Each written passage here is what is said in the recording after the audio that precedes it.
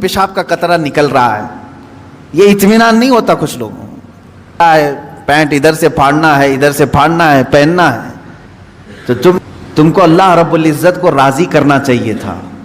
تم نکلے اپنے گھر سے کہ میں اپنے رب کو راضی کرنے کے لیے چل رہا ہوں، درمیان میں تمہیں کوئی دوست ملا، اس نے یہ بتایا کہ فلاں دوست تو تجھ سے بہت ناراض ہے، پتہ نہیں کل تو نے اس کو کچھ کر دیا تھا، کیا تو نے کچھ کیا تھا، تمہارے دل میں اس دوست کی ناراضگی کی بات آئی، سوچا کہ اس کو منا لیتا ہوں کسی طرح، یا جھگڑا کر لیں یا کچھ بھی۔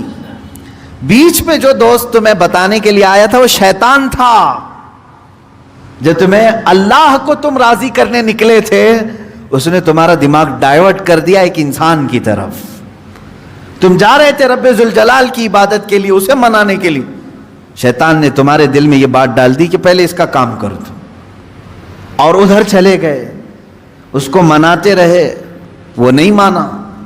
یہاں تک کہ کچھ لوگ ایسے ہیں جن کو منانے میں تمہیں برسوں لگ جاتے ہیں، وہ نہیں مانتے ہیں، ہوتا ہے ایسے۔ آپ اچھا کام کر کے، انہیں سلام پہنچا کر کے، انہیں تحفے دے کر کے منانے کی کوشش کرتے ہیں، نہیں مانتے کچھ لوگ۔ ہائے افسوس، میرا مولا تو صرف ایک ہی سجدے میں مان جاتا ہے، ایک سجدے میں مان جاتا ہے، یہ نہیں معلوم ہے بندوں کو۔ افسوس ہے کہ جسے بہت جلدی منایا جا سکتا تھا، اسے چھوڑ کر ہم دنیا کو منانے میں لگ گئے۔ آپ پوری زندگی کا اگر تجزیہ کریں تو میں آپ کو بتاتا ہوں، ساری چینجز آپ نے صرف اور صرف دنیا والوں کے لیے کر لی اپنے آپ میں، ساری چینجز۔ آپ نے دنیا کو دیکھا یہ بہت فیشن کر رہی ہے، اور اس طرح سے اگر میں کپڑے پہنوں تو یہ مجھے عزت سے دیکھیں گے، نہیں پہنوں گا تو مجھ سے دور ہو جائیں گے۔ فیشن چل رہا ہے، پینٹ ادھر سے پھاڑنا ہے، ادھر سے پھاڑنا ہے، پہننا ہے، تو تم نے صرف اور صرف ان کا دل رکھنے کے لیے، ان کے سامنے اپنا سٹیٹس رکھنے کے لیے اپنے آپ کو چینج کر لیا۔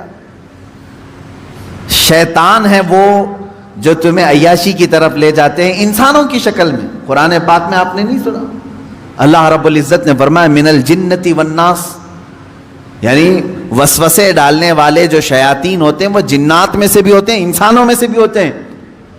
شیاطین الانس والجن، قرآن میں یہ بھی آیا ہے، انسانوں میں بھی شیطان ہوتے ہیں، جنات میں بھی شیطان ہوتے ہیں۔ انسانوں میں کیسے؟ تمہارے دوست کی شکل میں آئے گا، کبھی تمہیں پتہ بھی نہیں چلے گا، اور وہ تمہارا ذہن ڈائیورٹ کر رہا ہوگا، تمہیں بھٹکا رہا ہوگا، اور اس کی باتوں پر تم نے اپنے آپ کو بدل لیا۔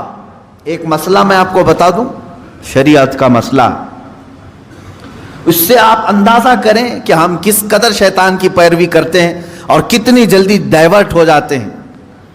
ہمیں منانا چاہیے تھا اللہ کو، کیونکہ وہی ہماری منزل ہے، وہی ہمارا مقصود ہے، لیکن ہر دن ہر لمحے ہم ڈائیورٹ ہوتے جاتے ہیں۔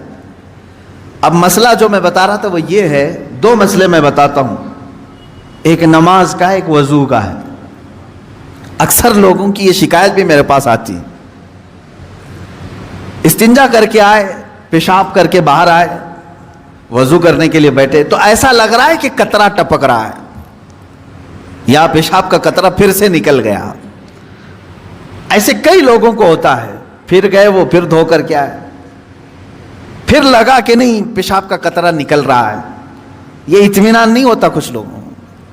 حالانکہ استنجا کریں آپ، پورا اس میں استبرا ہے، یعنی کھانس کر کے ہو یا اٹھ کر کے، بیٹھ کر کے، پیر کو موڑ کے، کسی بھی طرح سے آخری قطرہ نکال دیں، یہ ٹھیک ہے، لیکن اس کے بعد آپ وضو کرنے کے لیے آئے تب یہ وسوسہ آ رہا ہے، پیشاب کا قطرہ نکلا، پیشاب کا قطرہ نکلا۔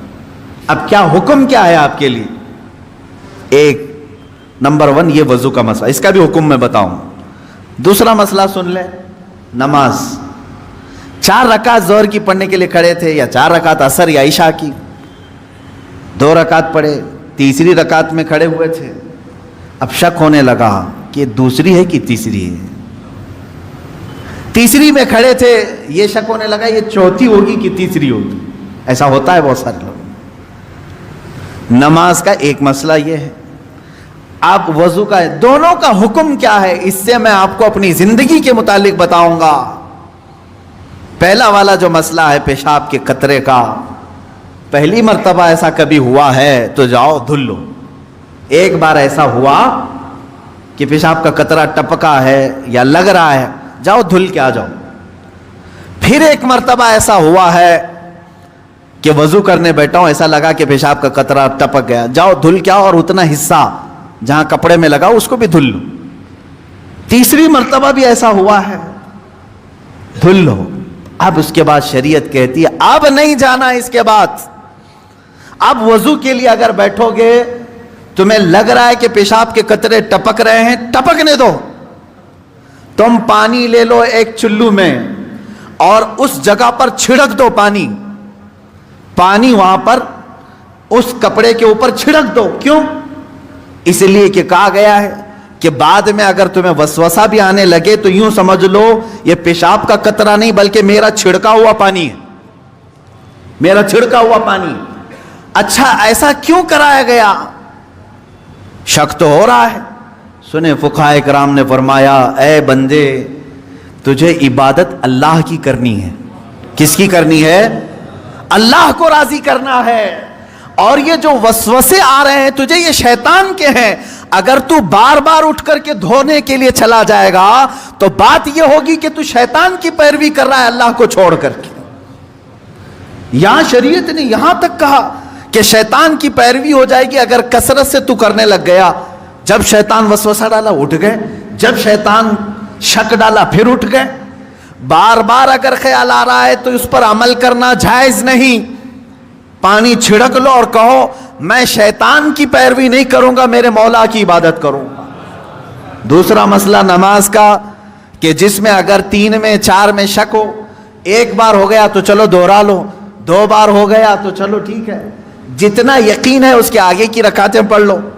اب اگر بار بار ایسا شک ہوتا ہے تو فرمایا گیا اپنی نماز ویسی ہی کمپلیٹ کرو، اس لیے کہ یہ شیطان تمہیں وسوسے ڈال رہا ہے. اگر تم اس کے وسوسوں کی طرف جاؤ گے تو یہاں ہوگا یہ کہ تم شیطان کی پیروی میں لگ گئے. حقیقت میں نماز تو رحمان کی عبادت ہے. آپ سمجھ رہے ہیں؟ یہ 2 مسئلوں سے میں تمہیں بتاؤں گا میرے عزیزو. پوری زندگی بھر شیطان اسی طرح سے کرتا ہے، تمہیں اپنے اصلی مقصد سے ڈائیورٹ کر کے کسی عام فضول چیز میں لگا دیتا ہے، فضول چیز میں لگا دیتا ہے. اسی لیے اب جیسے کسی نے اپنے پورے گھر کی فکر میں، اپنی جائیداد کی فکر میں پوری زندگی ختم کر دی، اسے معلوم ہی نہیں کتنے دن رہنے والا تھا، کتنی عمارتیں بنا رہا ہے، کتنی چھتیں قائم کرے گا. اے بندے تیری زندگی لمبی سے لمبی جاتی تو 70-80 سال کی، تو بنا ہی رہا ہے 30-40 سال کی عمر میں. بچے ہیں تیرے پاس 25-30 سال. ان 25-30 سالوں کے لیے تو نے اپنی پوری زندگی جھونک دی، صحت و طبیعت سب برباد کر ڈالی. لیکن جہاں 100 سال سونا ہے کہ 200 سال کہ 500 سال کہ 1000 سال، ہمیں معلوم نہیں قبرستان میں کتنا سونا ہے، وہاں کے لیے بندہ ایک رات کی بھی عبادت کرنے کو تیار نہیں، ایک تسبیح گھمانے کو بھی تیار نہیں، وہاں کی عمارت تیار کرنے کو بندہ تیار نہیں. یہ شیطان ڈائیورٹ کر چکا ہے تمہیں. تمہاری اصلی منزل تو وہ تھی، تمہیں لگا دیا کسی اور کام میں، تمہیں لگا دیا کسی اور کام میں. عزیزان گرامی، اسی لیے تو شاعر نے کہا تھا آگاہ اپنی موت سے کوئی بشر نہیں، سامان 100 برس کا ہے پل کی خبر نہیں. 100 برس کے پلان ہے پل کی خبر نہیں. تو شیطان اس طرح سے جو ہر زندگی میں ڈائیورٹ کرتا ہے.